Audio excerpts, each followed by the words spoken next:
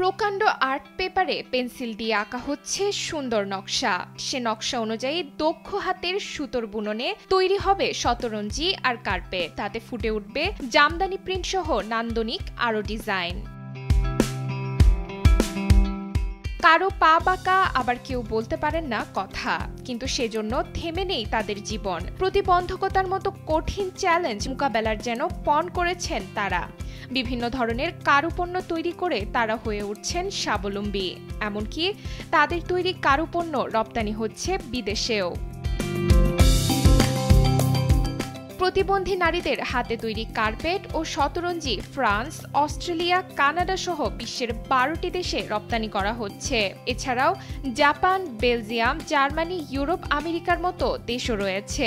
আমাদের এই শোরুমে অনেক কিছু পাওয়া যায়, হাতে তৈরি জিনিস অনেক কিছুই পাওয়া যায়। যেমন হাতে তৈরি প্রতিবন্ধীদের হাতে তৈরি আছে মম, কার্পেট, পরে আপনার হাতে তৈরি জামা, হাতে তৈরি চাদর, আপনার টেবিল কভার। 1997 সালে গড়ে ওঠা প্রতিবন্ধী কমিউনিটি সেন্টার থেকে শুরু প্রতিবন্ধী নারীদের স্বাবলম্বী হওয়ার যাত্রা।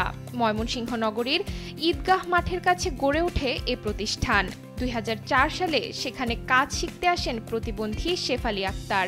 আত্মোন্নয়ন সংস্থার নির্বাহী পরিচালক শেফালী আক্তারের তত্ত্বাবধানে চলছে পুরো সংস্থাটির কার্যক্রম। এখানে কার্পেট কারখানা আছে, এখানে মেয়েরা হাতের তৈরি কার্পেট বুনে এবং আমাদের দল আছে, 5টা দল আছে। আমাদের এইখানে ভিতরে এই অফিসে 15 জনের মতো নিয়ে এখানে কাজ করে, হাতের তৈরি কার্পেট বানায়।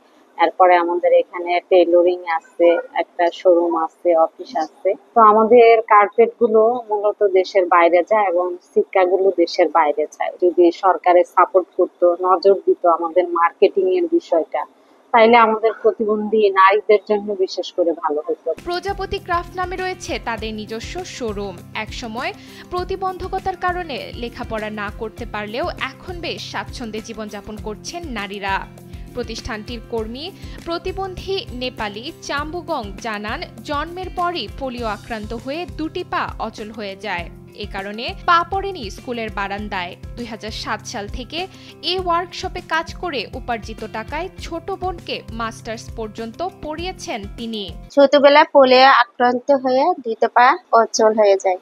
তখন আমি লেখাপড়া করি না, কিছু করি না, আমি বাসায় ছিল। তখন আমি এখানে একজনের সন্ধান, ব্রাদারদের সন্ধানে আসছি। আমি এখানে পরে এখানে আমি কাজ করতেছি 2007 থেকে। আমি যা বেতন পাই তা বেতন দিয়ে আমি আমার ছোট বোনের লেখাপড়া আমি খরচ দিছি।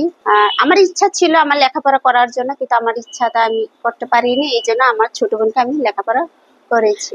সংস্থাটির সভাপতি আতাউর রহমান জুয়েল জানান, এখানকার প্রতিবন্ধী নারীরা আন্তরিকতা দিয়ে দক্ষতার সাথে এসব কাজ করে যাচ্ছেন।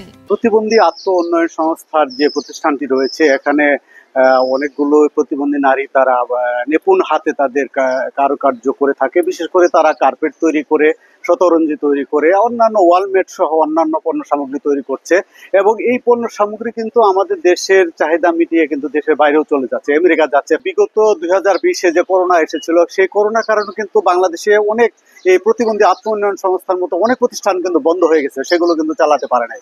কিন্তু এই প্রতিবন্ধী আত্ম উন্নয়ন সংস্থার যে প্রতিষ্ঠানটি কার্পেট ওয়ার্কশপ থেকে শুরু করে অন্যান্য যে কার্যক্রম একদিনের জন্য কিন্তু বন্ধ হয়নি। অনেক কষ্ট করে এই প্রতিবন্ধীরা নারীরা তারা কাজ করছে। ময়মনসিংহ নগরীর কাচিঝুলিস্থ প্রতিবন্ধী আত্ম উন্নয়ন সংস্থায় প্রতিবন্ধী নারীরা তৈরি করেন wall mat, cushion cover, ladies bag, laptop bag, পাপোশ সহ নানা সামগ্রী। 2015 সালে ফ্রান্স সরকার প্রতিবন্ধী নারী উদ্যোক্তা শেফালীকে নিমন্ত্রণ করে বিশ্ব প্রতিবন্ধী ফোরামে। প্রতিবন্ধকতা নয়, বরং তাদের ইচ্ছাশক্তি আজ সাফল্যের চাবিকাঠি। নিজের হাতে গড়া স্বপ্ন নিয়ে তারা এখন দেশের সীমানা ছাড়িয়ে পৌঁছে গেছেন বিশ্বের দরবারে। এই হাতগুলোই প্রমাণ করে সক্ষমতা মানে শুধু শরীর নয়, মানে এক অদম্য মন। ময়মনসিংহ থেকে জাহানুল করিম শিমুলের পাঠানো তথ্যচিত্রে ডেস্ক রিপোর্ট নুসরাত তালবিয়া।